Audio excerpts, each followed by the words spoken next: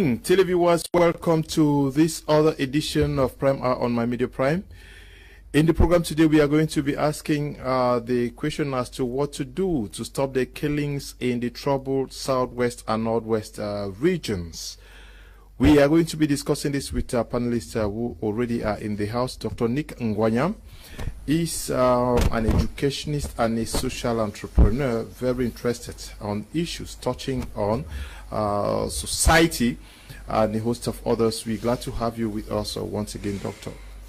Thank you very much. I decided to come on the set again today because we are talking about a very passionate subject, these killings that have been going on, and we have to look for ways and means of stopping that killing. It's really not helping anybody, and it's just making a bad situation worse.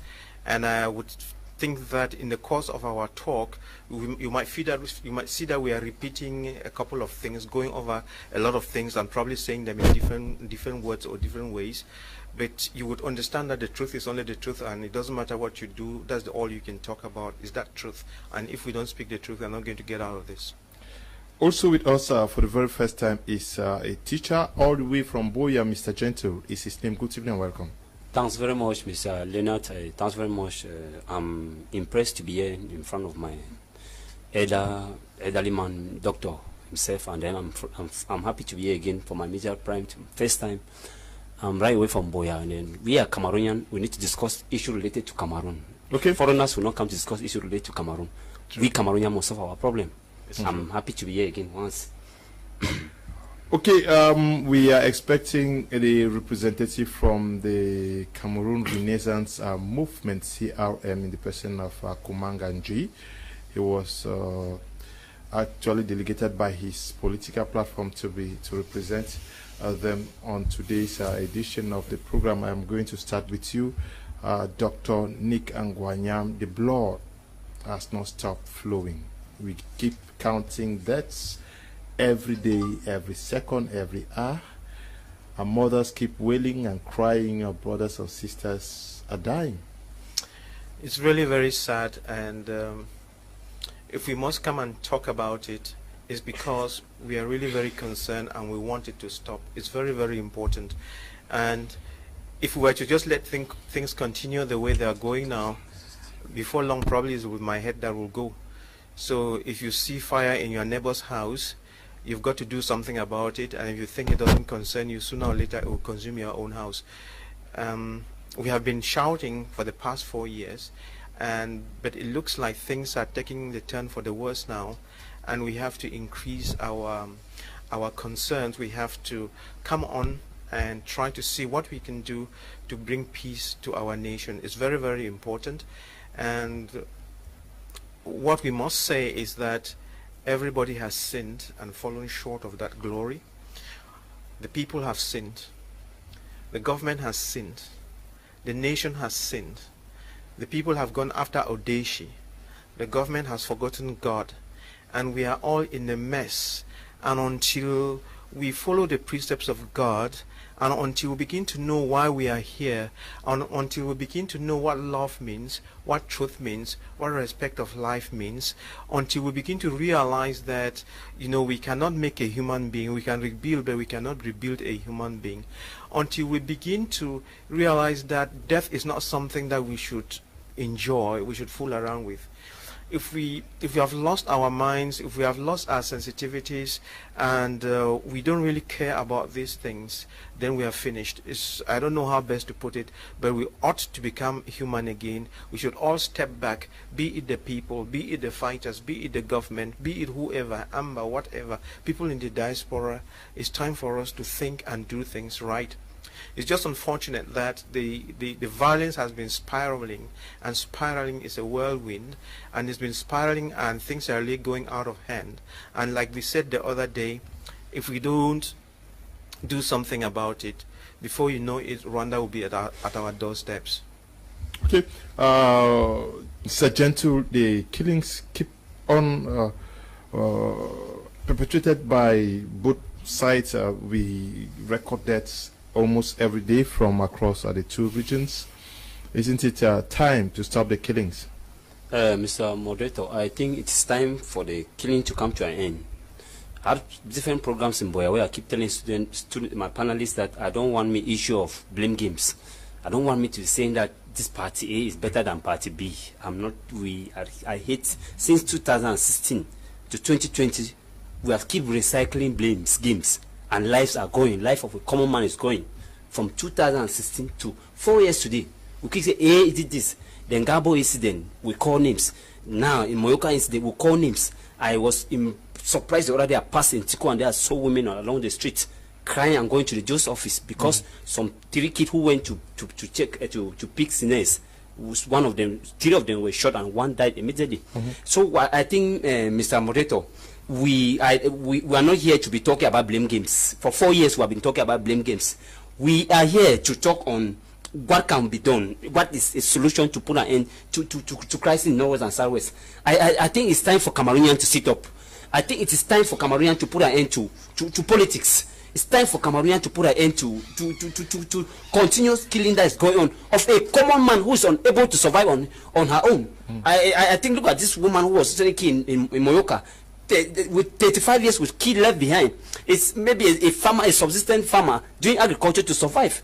And then again, with poverty, they kill her with poverty. I think the main issue that we should be talking, that we should focus on, is to put an end to this guy, is to stop killing. We need to put an end to killing in Northwest and Southwest. Nobody have no right to end the life. Even Ambas, even Cameroon military, they are all Cameroonians. We are all Cameroonians, and it's high time for Cameroonians to stop. We are making more clear of ourselves internationally. People are laughing at Cameroonians, killing other Cameroonians. I think it's time that we should come to a discussion that will put an end to this crisis. Even there's no solution to that crisis, killing needs to come to an end. So that a poor man can be able to survive and go to the farm. People are afraid to go to the farm because they will be attacked.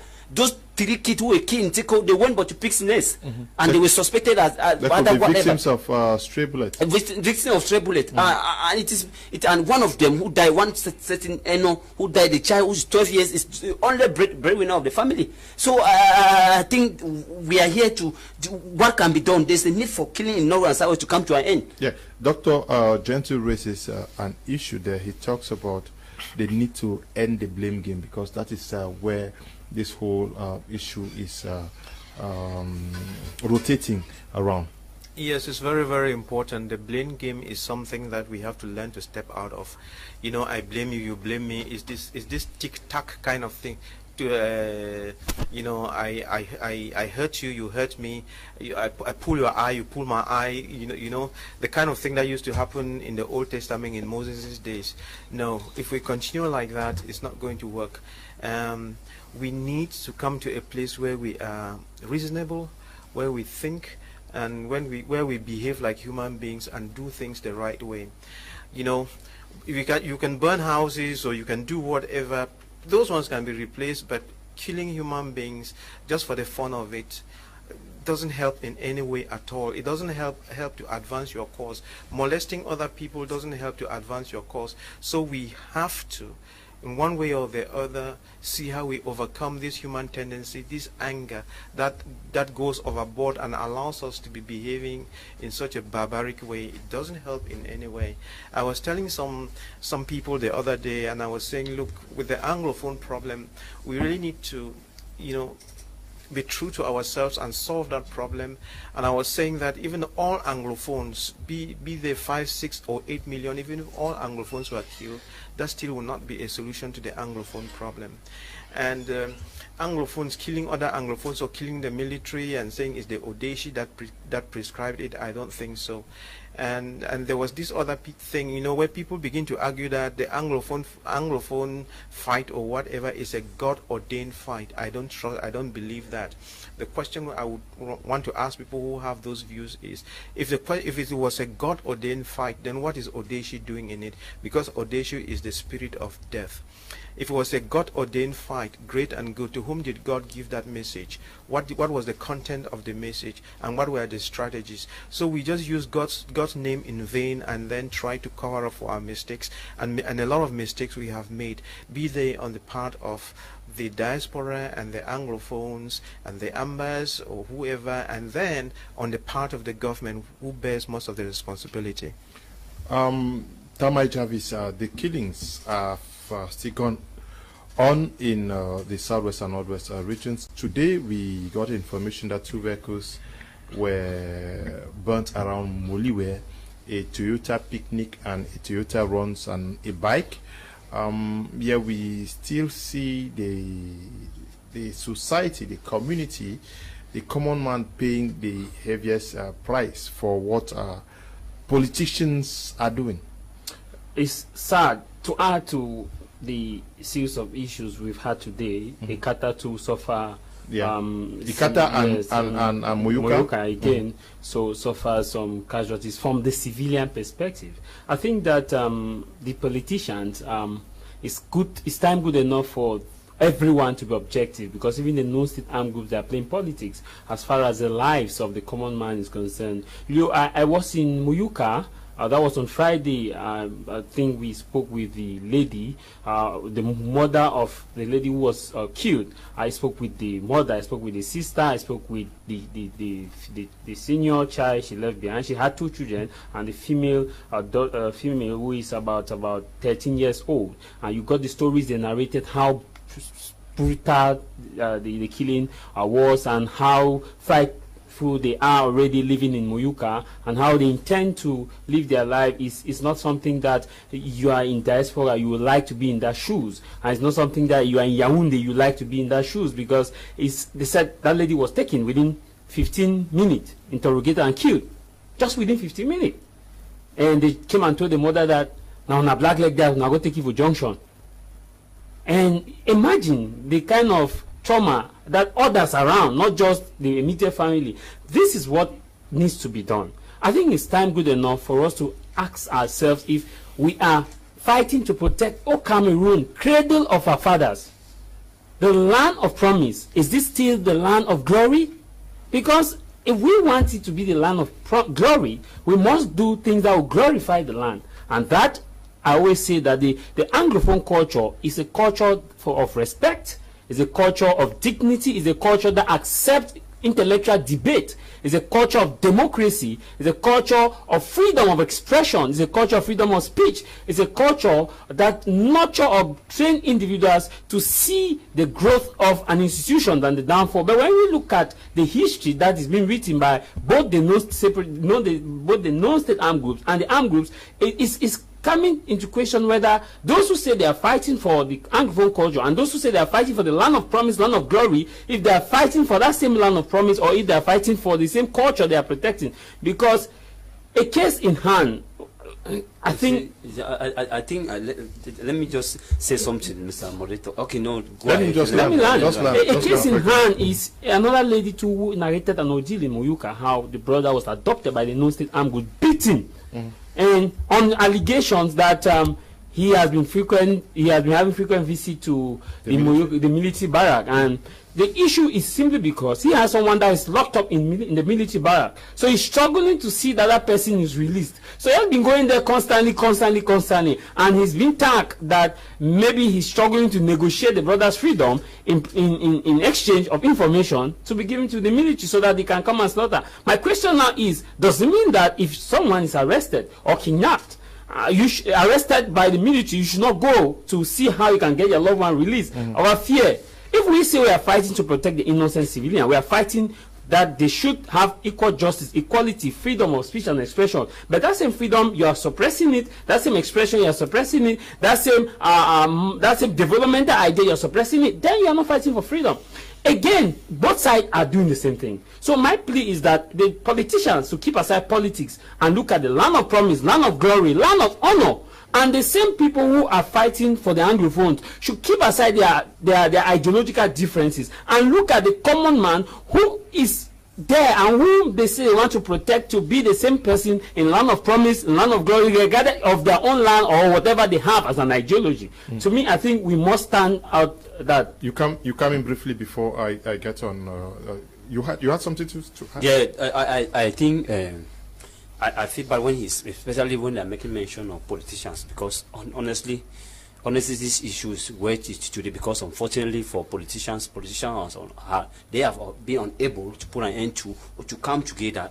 When I talk politician, I mean it's high time that all Cameroonian politicians, for properly, because one of the obstacles, one of the hindrances to Anglophone crisis or make other crises that are going on in Cameroon, because politicians are not coming together. Whatever they come in to solve a problem, they put their ideologies for their own political interests. They don't come like to put an end to the life of people, common man who is dying in north and southwest. They bring in their ideologies, and when it clash, they now start shifting behind. So I think for politicians, because I had a plan. We'll continue with the debate. I had a plan. We are going to be discussing about what politicians should be doing to end the crisis. I thought you had something. No, okay, no problem. Yes. But now, Dr. Nick Ngwanyam, tomorrow we are going to be looking at this call by the Human Rights Watch for sanctions to be meted out on those responsible for the senseless killings. But my question to you is, Human Rights Watch says people should be sanctioned. Is it also a way to tame the killings, the killers, or those calling the shots? Should their call be heeded too? Well, what is very certain is when they make those calls, is because somebody must say something, and that's all they can do to say, look, you'll be punished.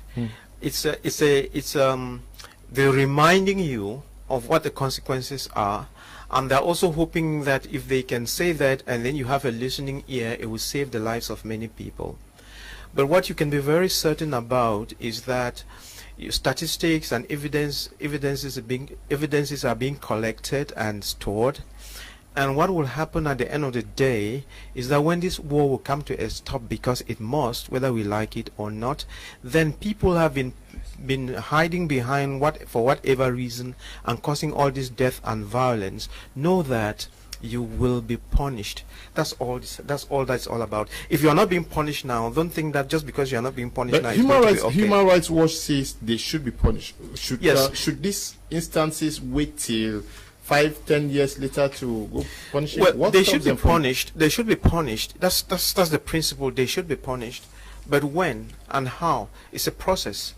They cannot just come, when the guns are going all over and get in there and take you and punish. So, and they are not, when they say punished, to be punished, it's not like us here. They are not boots who will just go in and pick 1 or 2 people and shoot and kill for doing. No. It's, when the process of peace sets in and the guns stop, and then the storms are clearing out and the nimbus clouds are moving away, then it will become very clear who did what, and you will be punished. Okay, so the punishment is going to come in after the setting up of a special court? Is that what you well, but what like you can be very certain in Rwanda? Yes, what you can be very certain about is that because the tension seems to be going up, we're going to have a more aggressive international reaction, and things are going to stop much sooner than later. Okay. Yes. Let me just add something to about issue of Human Rights Watch. I think that's why I keep praying that Cameroonians should come back to normalcy to solve their problems. I don't always like the issue of international community organization interrupting to solve problems, because on most occasions they have a very long process to do that. With the outbreak of COVID-19, the UNSG, Antonio Guterres made it clear that conflict should come to an end in any different part of the world. Any armed groups or any conflict in different, they should lay down their arms, let them unite to put an end to COVID-19. But unfortunately, crisis is still going on in Northwest and Southwest. What have they done? It's usually show that their own process, we are not refusing that they don't react, but their reaction is too very slow, and human life is going. So are you saying that people should not be sanctioned, or that they are no, I'm not saying.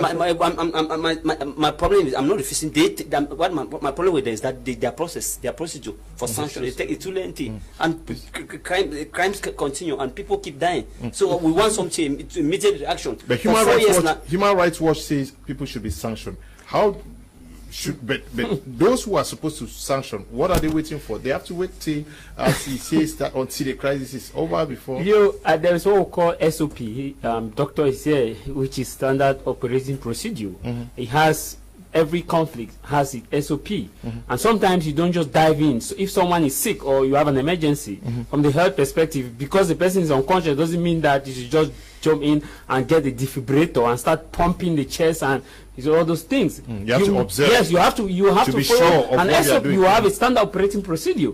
The fact is that we see it as slow, but they are standard, and this standard comes in because states have the autonomy, they have the independence, and states have in multinational convention and still have yes. So you must pass through some channel. Sadly enough, that's the situation. But like Napoleon said, human beings are ruled by toys. And it is on that basis that you see where you have to understand why and how does international intervention comes in. And there are principles that govern it. The standard operating procedure states that there is category like we have for earthquake, metallic scale, category 1, category 2, category 3. You start observing the first issue is we have been briefed as to what is happening in Cameroon. We have our eyes on Cameroon. When you move to the next phase, you start hearing statements like we call on Cameroon government to see how they can resolve the conflict. We call on Cameroon government.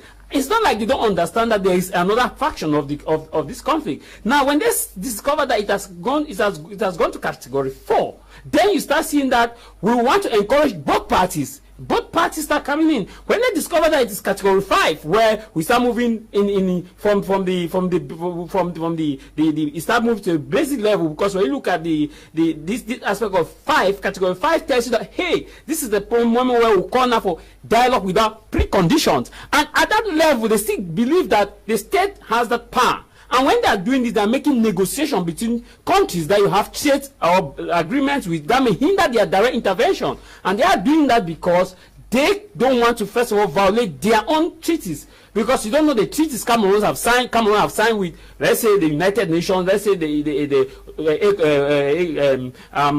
European Union, let's say France, and let's say America, some trade deals, and all these things take time. So you have to bypass all these checks. And when you ensure that you bypass all these checks on one condition, that is category 6, where you have to go direct, and that involves where you have 1,000 deaths on a single day. And when it's too catastrophic, then you see they come with direct intervention.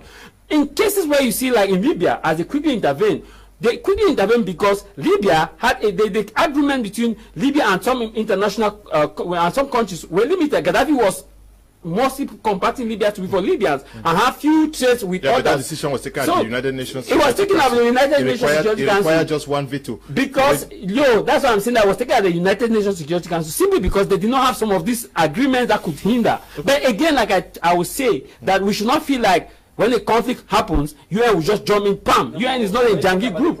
My problem is that people are dying for 4 years, Mr. Leo. People are dying. That's the sad reality. No, that process. They will not pay the sanctions. But Dr. Nick, how do we solve it, since the international community will need to go through the standard operational process, like he is saying? Now, do you think that there is need for education on international conventions that guide armed conflict on both sides for people to know, especially what you said earlier on? Because seemingly some persons would not know that even if you are engaged in a war, there are some standards, or there are some things. There are some things that you're supposed not to be doing. That's right. We need a lot of education of the military, education of the civilian population, education of the civilian fighters who are bearing arms, education of our brothers in the diaspora. Everybody has got to be on the same page as to the rights and obligations that we must live by. And we have to, besides what is written elsewhere, we have to realize that we are children of God. Whether you believe in God or not is another story, but know that there is God, and it doesn't matter what you do here. God, you're going to have some questions to answer at that level. It doesn't matter who you are, be you the president, the general, the prime minister, the whatever, the amba, the diaspora commander, or whatever. They will get to that point. And so it's very important for us to step back and then manage our anger. Don't just react, I pluck your eye, you show up and pluck 2 eyes, I come around, I pluck 4 eyes, you come around and pluck 10 eyes. We cannot, the violence is spiraling out of control, and we have to really step back a little bit and take care of our emotions, otherwise it becomes very dangerous. It's really very, very sad, and education is of the essence of everybody. And like we were saying, sometimes we forget that we are just as vulnerable.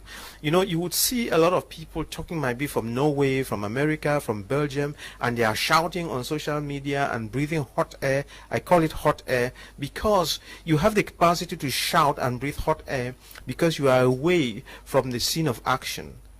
That's why you can say anything and then you will get away with it. But the bottom line is, another day is going to come when you will not even be able to utter a word. When they would ask you and play your own videos and you will listen to the incitement that you have been inciting for others to go kill.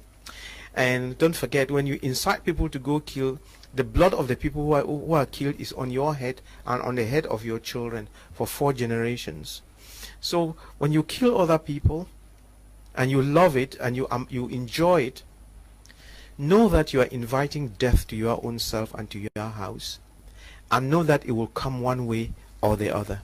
Thanks. Yeah, but education is essential, like you are saying. How do we educate these persons who today are involved in committing some of these gross human rights violating human rights? The education is good, but it will be most effective if we do parallel things. What do I mean? The government of Cameroon has got to sit up now, not tomorrow, and bring an end to this war. This war can only be ended by the government of Cameroon by doing what is right, what is just, and what is good. Somebody has got to take responsibility for it and stop the war. Do what is right and stop this war. It's very, very important. Once we stop the war, then it becomes easier to educate the people. So no education can take place now? No, education is taking place now. What we are doing now is education. You know, it's not like somebody is going to come from Mars or from Moon to educate. No, it's what we are doing now is education, and the environment is not conducive. The word is going out, but tensions are running high, and people don't have a listening ear. So there must be a green light out there. There must be a torch out there pointing the nation in the right direction, in the direction that the nation has to go to. And when that is done, there will be reason for people to have hope and reason for people to look up to something. You know, when you are playing with a kid, let's say a kid has got a dangerous knife or a sharp object, and the kid doesn't know that object could hurt it, and the kid is so passionate about it. You negotiate with the kid, and then you give the kid something, either a rounded toy that looks very attractive, a biscuit or something, and the reason you are giving them like that is to distract them from this other thing. Not that you are deceiving them, but you want them to have something better. You are negotiating so that you can take away the sharp object that can hurt the child. That is exactly what we've got to do. Yeah, but I'm talking about education. Those involved, say the military, who are also involved in some violations, rights violations. We have separatist fighters. Are they not receiving instructions from some of their leaders? And isn't it necessary for these leaders to reiterate the need to respect what the Geneva Conventions actually calls for? It's very unfortunate, because what we observe with the Amber boys who are killing, and then the military who are also doing things. If you look at them from the surface, you know, you don't seem to get what is going on. But if you were to leave them with their actions and act the way they are, and then you step back, you know, and look at the background of where they come from, who are they, and then find out what is happening generally in the country, you will realize that the country is ill at ease with itself. You will realize that many people who join some of these groups, you know, by virtue of their training, they didn't really understand the human being and many of these things. And you know, when they have their own issues, and just because you have been trained as a military man to kill doesn't mean that you kill at any given time or just take pleasure in killing. So, you know, yes, we need some training, but when you see the level of corruption in the country, you know, even when there is no war, generally in the public, the way two civilians will react to each other when they have an issue of contention, that counts. How have we taught our citizens to behave towards each other? Is love really, and is love and living together something that we really appreciate? Do we treat each other with respect? So all of these matter. So I would say that the background is a little bit rotten, and we need to do something about it. Okay. Yes. Let me ask something. I think when Doctor makes statement of the issue of morality, love, and peace among Cameroonians. I think it's rather unfortunate that sometimes what we are doing today, there's an impact tomorrow. Unfortunately, in most schools, I'm a teacher, in most schools, Cameroonians, especially from Form 5, they don't take religious studies serious. It was supposed to be composed like French, English, and math. Because religious studies, you have the fear of the Lord.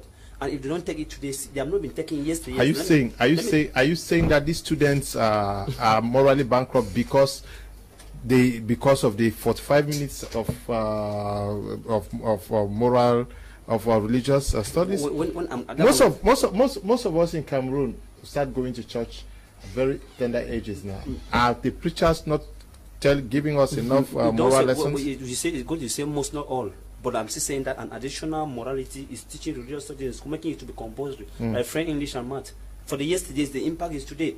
Most of the way our youth on Cameroon, yes, those today who are at the reaction today mean that they lack that morality. Our doctor is saying that fear of the law is not there because religious studies not made compulsory. But we have many more churches. Most of them are in the churches. No, I'm still repeating that it's an additional. We're not refusing about church. Religious studies will be an additional. What I'm saying, because today, even now, the religious studies is not compulsory, meaning that this particular generation, again, they had a negative impact tomorrow because they don't have that fear of the Lord, that unity, that love among them.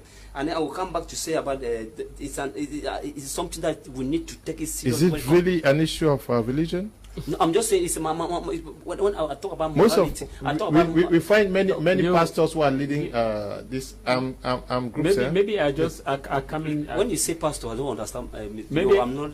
Yes. Maybe I coming at that level of the question you talked about education. I think the education that we need right now should be a kind of robust education as to the protection of civilians and the respect of women, children, and non-combatants in face with armed conflict, which is greatly lacking, especially at the level of both sides. One would have believed that the military, on the other hand, should be well placed to see that collective punishment is reduced, and to see that breaking of homes is reduced, to see that getting people illegally arrested and asking for ransom is reduced, because we should see more of these practices, though it's not we should see it for people who are not trained.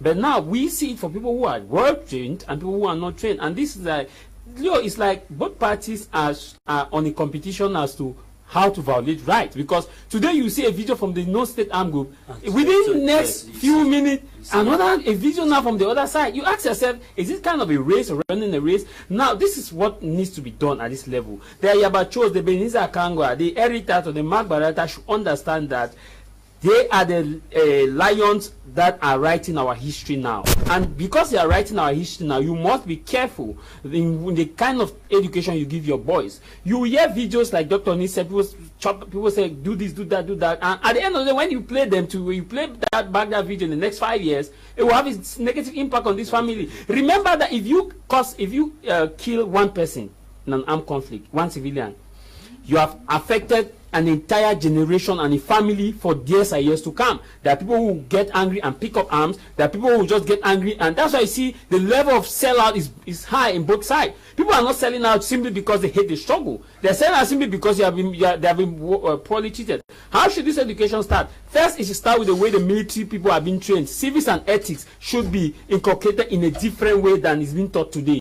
When I mean by civics and ethics, secondly, those who are training our military officials to train them on means of negotiation, how to resolve conflict within a hostile environment. I understand that it's difficult to separate a hostile from a non-hostile when you're on combat, but these are things that can be reduced. For example, when you go to look at the way raids are being done. On Friday morning, before I got to Muyuka, there was a raid in Muyuka, and you got the stories of people who were raided, whose homes were raided. You ask yourself, Moyoka was coming back gradually before the incident of this young lady. Moyoka was full. But now, go to Moyoka is deserted. It's simply because of the education that is being given to these people. Because if you don't understand that one person commit or an act is committed in an area, how do you go now for arrest in that area in such a way that you don't scare the people away to leave their environment? How do you go now for raid in an area that is struggling to come back, life is struggling to return, and you go and instill fear? What we see now is more of instilling fear to Moyoka. I did a documentary Muyuka showing how life is returning to normalcy. But now I went back to the same Muyuka on Friday. It was a total different ball game. The same with the corner is total different ball game. And why? Because of collective punishment. How do we engage in collective punishment at the time when we want people to come back? The same with the state, non-state armed groups. Before, people were calling them our boys, they were passing and people were clapping in the market. Whoa, whoa, whoa. But now what's the situation? People are calling them those boys, those boys, those boys. Why? Because of the fact that abuses, the people are being maltreated. And if this continue, we will have more of supposedly black leg. Today, the sad thing is that the education that the activists are giving the fighters is very wrong. You disagree with them in terms of their modus operandi, you're a black leg. You date someone who is a military, you're a black leg. You stand for two-state federation, you're a black leg. You stand for confederation, you're a black leg. You have a brother who is a military officer, who was a military officer before 2017. The fact that he's still a military officer, you're a black leg. Ambazonians need to look at your wife and he likes your wife, you're a black leg. So this black legism has changed the dynamics as to where we are the struggle is struggling or the struggle. So it's a way that the activists have to redefine their modus operandi in terms of black legism. And all the black have one thing in common. It's like get killed. In our culture, Anglophone culture, we believe in what we call banishing. They banish people without talking about them. We are all clamoring for justice. We want justice. So, no, we are just saying that worst case scenario, if you must, why don't you banish that person? Okay. Good evening to everyone in the studio. I'm Asa Nelson from the Pasi village. Mr. Liu, we have set on this platform time without number that it's high time we should put an end to this senseless war. Joseph Weber said it clearly that they will kill to the list and solution will not come out. So what can stop this war is the truth. If the government puts the truth at the center of this war, it will not take weeks to end this war. Mr. Leo, good evening to you. Good evening, sir. Asks Dr. Nick if Southern Cameroonians has their rights as to self-determination and country or has free themselves accusation. How do guys evaluate the damages caused on who have burned down more than 300 villages, more than 3,000 deaths every day? I'm sure Dr. Nick will have to answer you, though you did not give us your name. This Ngupol Ngong writing from Kumba says, greetings to you all. I'm Ngupol Ngong from Church Street, Kumba. Let us be sincere to ourselves and stop fooling the international community that all is well in Cameroon until the government humbles itself and calls for a sincere dialogue. Then we are only wasting time. Also provide solutions, please. Good evening, Mr. Liu. There is another side of the national anthem which says thy worth no tongue can tell. This is Cameroon with a very serious crisis which, when raised to be discussed in the parliament, the Speaker of the House and all the members of the ruling party left the hall.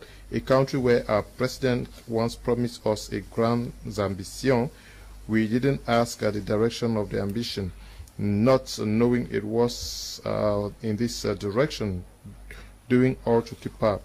In fact, what no tongue can actually tell. Tiku Felix is writing from Boya. Greetings to all in the house. To end the killings, Cameroonians have to stand up against the leaders of the so-called Ambazonia. Those at the diaspora have to start attacking those instructing the killing. This is Lapanata Shamama writing from Cyprus. Good evening to you. Good evening, Mr. Liu and the panelists. The Pandora's box, which has been created in the southwest and northwest regions, can be brought to an end if the international community abandon its lukewarm attitude towards the crisis. Ngole Hene is writing from Limbe. Good evening, gentlemen. Until the crisis is properly addressed, the nightmare may be permanent. I am Prince writing from Limbe. Good evening, Mr. Liu. Let me just rush to bring you my own contribution. My opinion goes as follows. If all the other 8 regions of Cameroon francophones go down to the streets in protest of these killings, they at least for 7 days non-stop, the government will now see that it's a Cameroon problem and not an Anglophone problem. There is the solution will come as fast as possible. Believe me, let francophones stop preaching peace with peace plans in the left hand and guns in the right hand. Mbango, okay, Mbango, you're not telling me where you're writing from. This one says, to stop the killings is only to go to the table, that is all. Alem Oliver writing from Kumba. I think the problem alarming in the Anglophone zones can only be solved by the United Nations, since blacks believe so much in whites. Okay, we have been joined by Angie Akumanga, like I announced in the beginning of the program, representing the Cameroon Renaissance movement. Good evening and welcome. Yeah, evening and greetings to all. It's a pleasure always being here. Sorry, was blocked up with traffic, but thank God it's better to be late than. I'm sure the party, your party, is also preoccupied by what is happening in the southwest and northwest regions. Yeah, that's really our preoccupation, and you know, our president have really been in support, like struggling to see that things should come back in normal as far as the crisis is concerned. And one of the reasons why we refused getting in for the municipal elections, because we needed Cameroon to be one and indivisible, like what they have been saying, and not putting it in practice. Okay, we are looking at what should be done to stop the crisis. My question to you is, how can the government stop the killings? Because we are looking at the killings in the southwest and northwest region. What, according to you, should be government's response to this so that we end the killings? Yeah, I think talking of the killings in the southern, in the southwest and northwest region, and in reality, it has been more than enough, because one thing for sure, you have a lot of people from that locality of which they are no more based there. Reasons being, like one of the panelists earlier said, whatever you do thinking you're doing the best, you end up discovering that it's an issue with the guys on ground. And today we don't even know who is actually there for the citizens who are actually home presently, and who is not, for knowing very well that today we have this issue of fake ambas and proper ambas, unless we come to discover actually who is really the amber. And with the militaries, we know, we have said it over, that they should drop their arms. So you believe some of these actions are carried out by fake ambas? Actually, you know. Like what happened to the girl in Bamenda and Muyuka, I think that could have been the work of fake ambas? Probably, actually, that girl was treated as a blackleg, because there is an issue of blackleg today in between this, for instance, when they see you get into the military, they have the belief that you're going to give informations. And remember equally, during the, the drama we got in Yaoundé in the name of National Dialogue, you had some guys who came and presented themselves like ambas. We just want to know, at the end, what did the military, what did the Cameroon government do with these guys? Where are they, and what are they okay? Are they fine? Are you saying? Question. Yeah, my question is: you think that what happened to Treasure in Bamenda and Comfort in Muyuka could have been the works of fake ambas?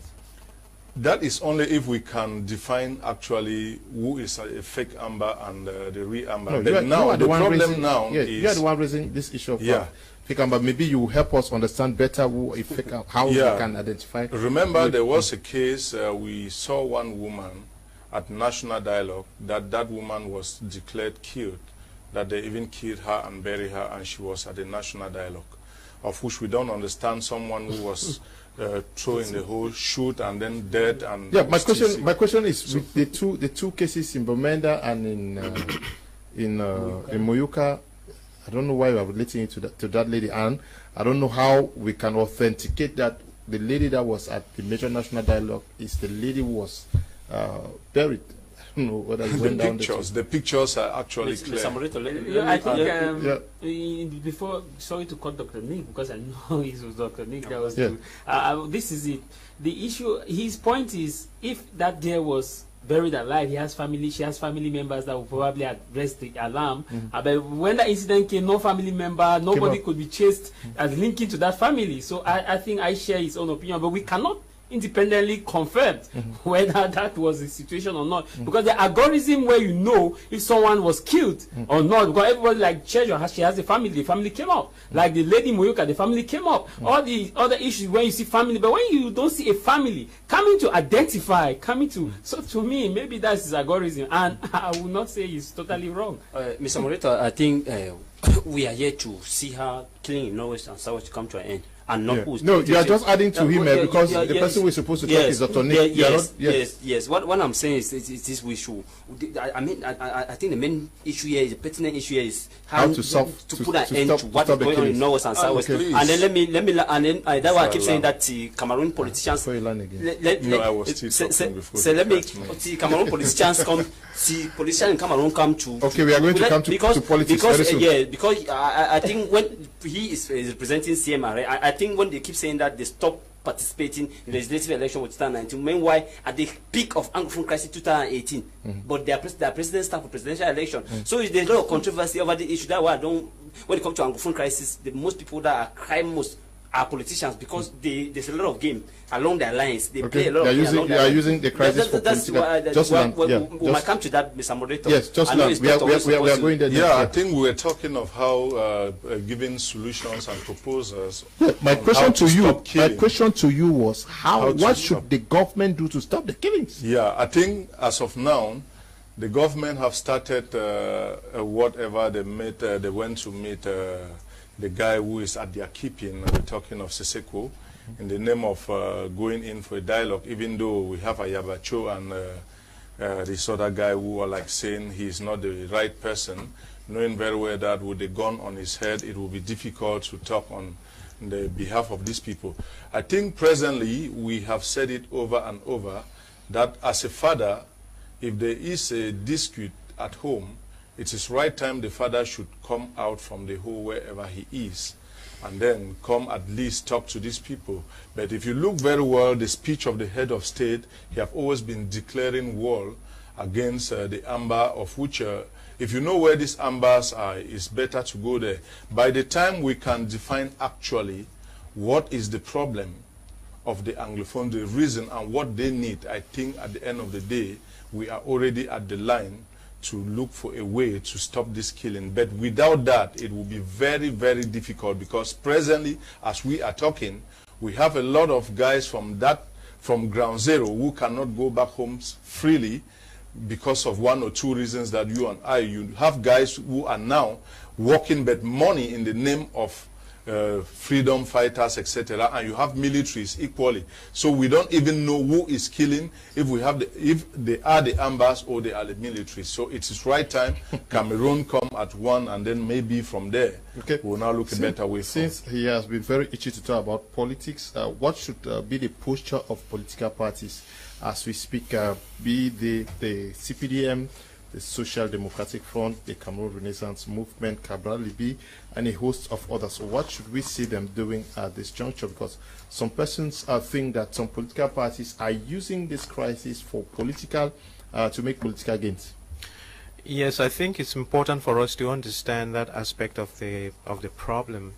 You see, if you step back a little bit and try to look into the different political parties and see their thought processes, then on the other hand again, you look at the three solutions that are available on the table.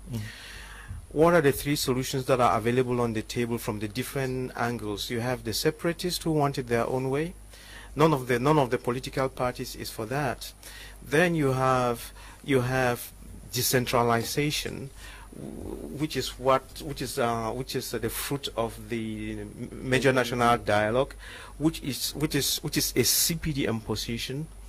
And then you have federalism, modified also as confederation, which is very much an SDF position, and we've heard MRC mentioning it, you know, in passing, but seemingly not very convinced about what they are saying, and then they have a hidden agenda there. So you see, these things are not very, very clear. And you know, people don't come out boldly and say this is where we stand. Of course, CPDM comes out and says we want this, there's decentralization on the table and nothing else to talk about. But when you see what was happening in Parliament before the major national dialogue, when people were, when, you know, these problems have been going on for all this while, 3 years before then, and they were saying, let us discuss this thing in parliament, they would abandon the parliament and not talk about the thing that was killing the country. So you could see that, you know, people were not very serious about what they wanted to do. They wanted to know the party position or something like that, then they fall behind it. And when the decentralization came, they all fell behind it. And so people don't really stand up to that truth. And for some odd reason, people have been running away from truth. And if you ask me, what should the politicians be looking for? It should be looking for that truth about the Anglophone problems. We need to solve the Anglophone problem, and that Anglophone problem, change Anglophone and call it the West Cameroon problem and the East Cameroon problem. And that problem of the Anglophone, I would say it again, is the fact that the Francophone has got his neck on his knee on the necks of the Anglophones, and that knee ought to be taken off. That is the bottom line. Severally, we've seen the outing of the Social Democratic Front. We've seen the posture that today is held by the CRM. We see President Cabral Libi, who is touring the East, Adamawa and the northern regions, is talking his political ideology to them. And we always have known that parties would talk about coalition only when it's time for election. Was this not also time for these parties to say we are going for a coalition to solve the Anglophone problem? That is, let us put our party ideologies aside and look for a solution to this crisis. We would have loved to see that happen, but the people think more about themselves than the people who are suffering. So, and sometimes when they make a semblance of trying to be interested, they are more interested in themselves than in the suffering people. That's where the shoe pinches. People, they use it as a kind of an umbrella, or what's the name of it? To derail the thinking, so to speak. I was looking for that particular word, it didn't come. But in reality, let's take the case of the MRC, for instance. You know, when Professor Kamto Morris was in Canada, that was the place where he had to actually make a declaration as to whether he was for federation or not, and what kind of federation it was that the party was going in for.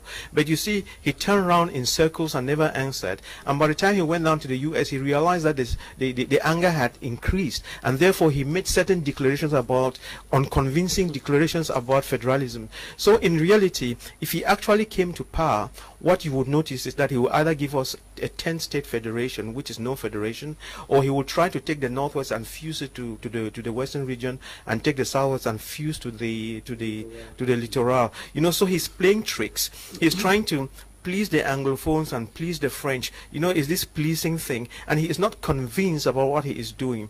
You know, sometimes one thinks that if he didn't go for elections, he was barely just using the Anglophone thing as an excuse. Again, when it comes to the CPDM, it's very clear that, you know, except when the president will say, we think federation can do the trick, then you will see all of them clapping for the president and say, yeah, we think that's what can do the trick. But for now, everybody in the CPDM, everybody watches his Gary, and you wouldn't want to tilt the boat for any reason or the other.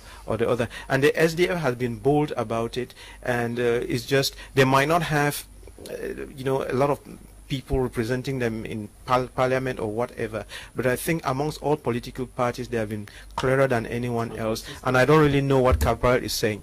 Okay, yes. Mr. Morito, I think about the issue of politicians and related to Anglophone crisis, I think you have said it all. For politicians to properly put an end to Anglophone crisis or killing in North and South, there's a need for coalition. One of the highest hindrances to Anglophone crisis is because of differences among politicians based on their political ideologies. Whenever a politician is coming in, when it comes to Anglophone crisis, for example, as Doctor is saying, CBN, the stand is effective decentralization. Nobody, when you want to stand against effective decentralization, it becomes a problem. SDF is federation. So I think there's the need for them to put away all their ideologies behind and form a coalition. If we want to listen to politicians put an end to killing in North and Southwest, they must come as one, under one umbrella. I don't know whether they will put under a CBDM, under say what, they must come as one. When once they are coming differently, it is for their own interest. And that's why I earlier said to my panelists on the platform, a CMR representative, that it is very funny and contradicting to the Cameroonians, those of North and Southwest, when in 2018, at the peak of Anglophone crisis, where people were dying in North and Southwest, Maurice Kamto participated in 2018 presidential election. And then 2019, when there was he said no, he was not there, that because he won that they support. It is so contradicting, and then making most Cameroonians know that politicians are not serious unless they form a coalition. It is very clear. We cannot keep playing over the lives of common people who are dying in North and South every day. So my stand is that when as related to politicians, they must come under all one umbrellas. If politicians keep coming all different political parties, they are playing games. It is for their own interest. And that's why I keep saying that when one you stand or you clash with their interests, they push you aside. Citizen is effective decentralization based on January 1986 Constitution. 1996. 1996, sorry, Mr. Moderator. SDF is federation. As for Maurice Kamto CMR, as Doctor said, they are still playing game. But we are not interested in that. Those who are dying nowhere and Southwest, they are human beings. And I keep saying something. If you are in a position to put an end to Anglophone crisis, and you don't want to do it because maybe of self-centeredness or greed, or maybe because your family is somewhere where nothing can happen to them or nothing can touch them, there's no problem. You can be above man, but you cannot be above God or laws of karma. So it is very clear. Politicians in Cameroon, under one umbrella, coalition, as the moderator said, to put an end to this crisis. If people are able to form a coalition when it comes to election, there's a need for people to form coalition when it comes to put an end to Anglophone crisis. We don't have one people who are coming in the name of putting an end to crisis for their own interest. No, it's for the interest of people of North and Southwest, for killing to put an end to North, for killing to end. I think, Mr. Moderator, I've been so emotional on this platform because I live it. I'm from what commonly known as Ground Zero. People are suffering. There are many people that they cannot survive on their own. And meanwhile, yesterday the situation is very bad. Yes. I think you just raised an issue which I've been talking about it a while ago, where we look at the political landscape of Cameroon vis-a-vis the Anglophone crisis. It's more of a mockery from a political perspective, where the way politicians handle it. Today you will see Party A will lambast the military, and you see Party B will lambast the non-state armed group, Party C will lambast the military and the non-state armed groups, and for their political interest. And I ask a politician this: does it mean that if your party is at the head or leading Cameroon, will you insult the same military the way you are insulting now, or will you allow people to insult the same military you are insulting now? I said, no, you see, we just have to, we have to throw more weight on the government to see that they can resolve this crisis. And I asked a simple question.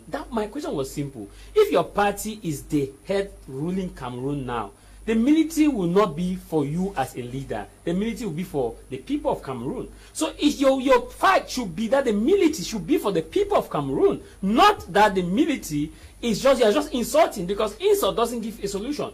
Like I defined the black leg from this perspective of the Amber, there is a black leg from the perspective of the military, fueled by the politicians. Because today you see politician A who sit in Yaoundé and call some names in Fako and say, hey, this particular Mola is supporting Amber, the military go and pick. This particular person is supporting Amber, the military go and pick. These are military black leg. One, people who by virtue of the fact that they have extended families who had Amber fighters, by default they are Amber people. Sometimes they are being arrested and detained. Another definition: people who by ignorant they go to the market to sell or have contact of friends they don't even know whether they are state armed groups or not. They are non-state armed groups. By default they are Amber sympathizers. They are arrested. People who by default they live in a community and then they see that okay, because of the fright, they don't want to open their shop on a certain day or Monday or so. You say they are respecting Amber laws, then they are military black leg. So you have this kind of black legism. The black legism is long, and if a military sees your wife or your girlfriend too that he or she likes,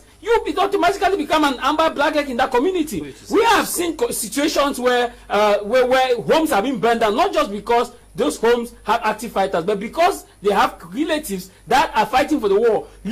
We are in Cameroon. Cameroon is a democratic nation. You support, Mr. A may support SDF. I have the right to support CPDM. The fact that my brother or an extended family is an Amber fighter doesn't mean that I support the Amber ideology. Doesn't mean that I partake in it. We are in a familiar community, and this is where our politicians. I'll give you an example, especially Fako. We have lots of people that have been killed in Fako, in Moya, in Ekona, in my 16, especially in Bova, Wonakanda, caused by politicians, because they just point, Mr. A is an Amber, the military just go, bam, raise their hands, get this person. So these politicians are not looking for the interest, and this is how they need to come, not just a coalition. My issue should be on the education they give to those who are fighting. Okay. Because if they give an education of unity, strength, land of promise, land of honor, this military and the state actors will be professional. Remember, regardless of their ideology, they preach one thing, both of them have land of glory.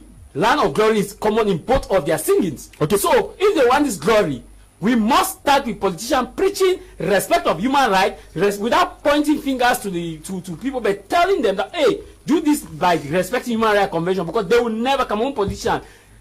They will never come to a coalition. The tail of coalition left the station. After President Biya's Paris confession in the Peace Summit in 2019, if the Anglophone elites were interested in defending the common interest of the Anglophone, they would have indicted the Yaoundé regime for many crimes against the Anglophones populace for 60 years. Daniel is writing from Yaoundé. This one says, stop the killing. The military should withdraw back to the barracks. Government ceasefire. Okay. I don't know who's writing this. Please. Okay. Greetings once more. This is La Pana Tasha Mama. When I'm calling on Cameroonians to stand up, I am talking about trustworthy Cameroonians, religious leaders of political parties, and other individuals like Dr. Nick to stand up as one neutral body. Thanks. Okay. Dr. Nick got you 5 on 5. Hello, Mr. Leo. Yes, and panelists, there is a lot of international hypocrisy and conspiracy concerning this crisis. We will talk about how to stop the killings, but an adequate solution is needed, which must address the international mafia that was cooked up by UN and Britain in particular. There is that urgent need to address the root cause. Okay, Pius is writing from Douala. Good evening to you, Pius. Good evening, Mr. Liu. The truth is bitter, but it must be spoken. Mr. Nick knows the truth. Okay, Alem is writing from K-Town. Hello, Mr. Liu and panelists. The solution to the Anglophone war is honest dialogue and not smoke screen or whitewash measures the government has been pretending to implement. Please, when you write, give us your name and where you're writing from. Hi to everyone in the studio. I like the analysis of Dr. Nick. MRC president should not think Cameroonians are fool. He took part in the presidential elections. Okay. Innocent Barizol writing from Bonaberi in Douala. This one says, greetings, Mr. Liu. The killings in the southwest and northwest can come to an end if Cameroon and its officials are honest, truthful, and above all, fear the God Almighty. Mr. Gasha Nestor is writing from Yaoundé. This one says, to end the killings in the northwest and southwest, let the president call of the war he declared and come to the table. Bajat is writing from Bahrain. Good evening to you, Bajat. Greetings to you in the studio. The problems of Cameroon remains Cameroonian people themselves, not with the argument of force, but with the force of argument. The misery in Cameroon is horrible to behold. The government of Cameroon should adopt the same methods that was used to combat the Boko Haram insurgent in the far north region to the north and southwest regions of the country. I believe the separatists who have decided not to understand that their activities is a misguided adventure are those who were waiting for such opportunities to utilize, and so they are problems of Cameroon at this point in time. Enough is enough. Let the local population be encouraged to return to their homes and let every household be under the surveillance of the military, and believe me, the separatist activities will be completely eradicated. Please stop calling. I cannot take a call, okay?